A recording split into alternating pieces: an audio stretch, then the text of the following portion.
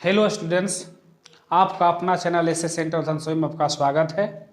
यदि आप इस चैनल पर नए हैं तो चैनल को सब्सक्राइब कर बेल आइकन को प्रेस करें।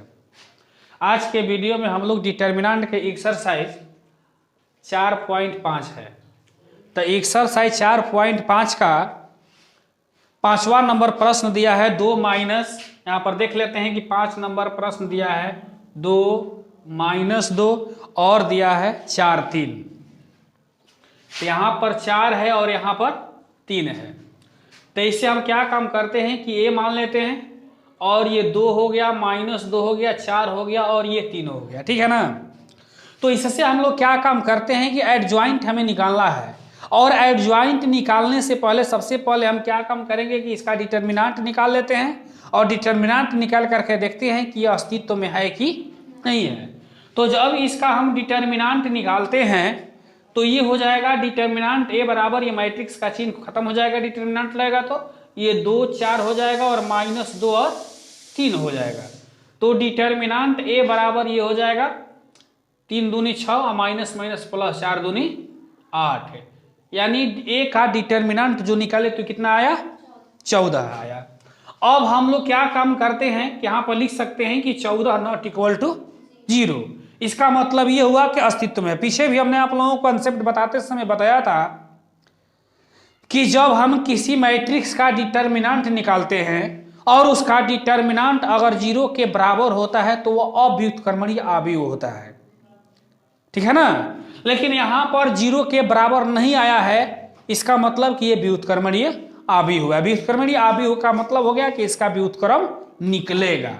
तो लिख सकते हैं कि अतः यह अस्तित्व में है। किसमें है, अस्तित्व में है।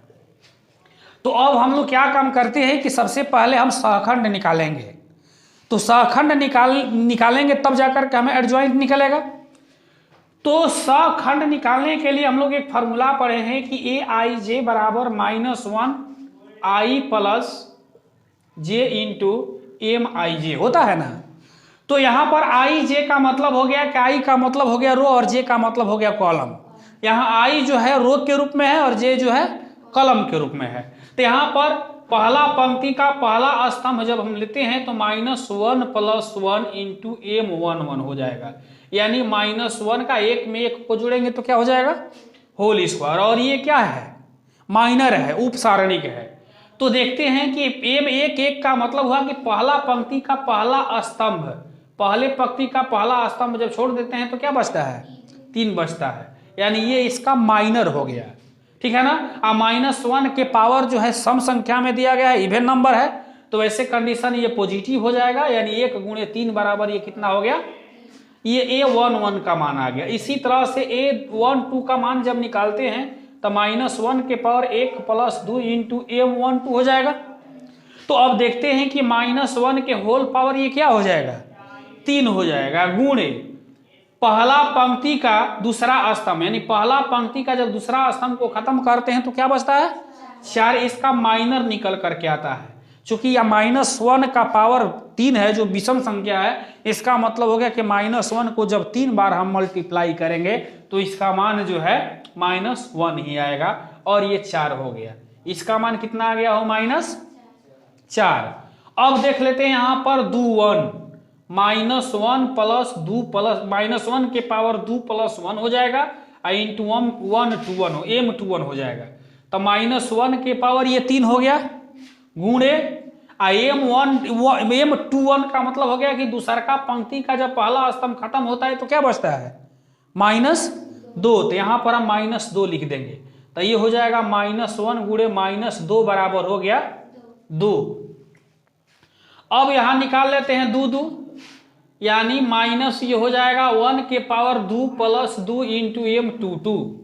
तो -1 के पावर 4 गुणे दूसरा पंक्ति का दूसरा स्तंभ जब खत्म होता है तो माइनर क्या निकलता है, 2 निकलता है। यहाँ पर 2 रख देंगे, चूंकि -1 के पावर सम संख्या है तो प्लस हो जाएगा और गुणे 2 बराबर ही कितना आ गया, 2 हो गया। तो इससे हम लोग क्या काम किए कि जो मैट्रिक्स दिया गया है इस मैट्रिक्स से हम लोग क्या निकाल लिए, सहखंड निकाल लिए। अब इससे हम लोग एडजॉइंट निकालते हैं। क्या निकालते हैं, एडजॉइंट। तो अब ले लेते हैं यहाँ पर एडजॉइंट ए। तो एडजॉइंट ए बराबर हम लोग क्या काम करते हैं कि इसे इस प्रकार एडजॉइंट में लिखा जाता है 11, 12, 21 और 22। सखंड में मान तो हम इस तरह से निकाले हैं, लेकिन जब उसको एडजॉइंट निकालना होता है तो इसको जो है हम कॉलम के रूप में लिख देते हैं, ठीक है ना। तो अब देखते हैं कि ये हो जाएगा 11 का मान यहाँ पर कितना आया हुआ है 3, 12 का मान कितना आया है -4, 21 का मान आया है 2 और 22 का मान भी कितना आया है 2 आया हुआ है। पीछे भी आप लोगों को हम पढ़ाते समय बताए थे कि जब 2x2 ऑर्डर का अगर कोई मैट्रिक्स अगर दिया हो तो डायरेक्ट भी हम उसे एडजॉइंट निकाल सकते हैं। करते क्या है कि ये वाला और ये वाला पद के जो है स्थान बदल जाते हैं, इसका और इसका स्थान बदल जाता है और इसका चिन्ह बदल जाता है। तो 2 के स्थान पर 3, तो 2 के स्थान पर 3 हो गया, 3 के स्थान पर 2 हो गया। अब बताए थे कि इसका चिन्ह बदल जाता है, ये माइनस है तो प्लस हो गया और ये प्लस है तो माइनस हो गया। ऐसे भी हम इसे जांच कर सकते हैं।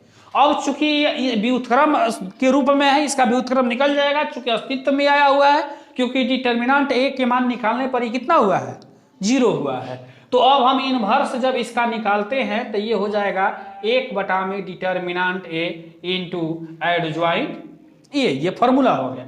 लिख सकते हैं कि इसलिए ए इनवर्स बराबर 1 में डिटर्मिनेंट ए का मान यहाँ पर 14 आया हुआ है, तो 14 रख सकते हैं और एडजॉइंट ए की जो मान है वो 3, 2, -4 और 2 आया हुआ।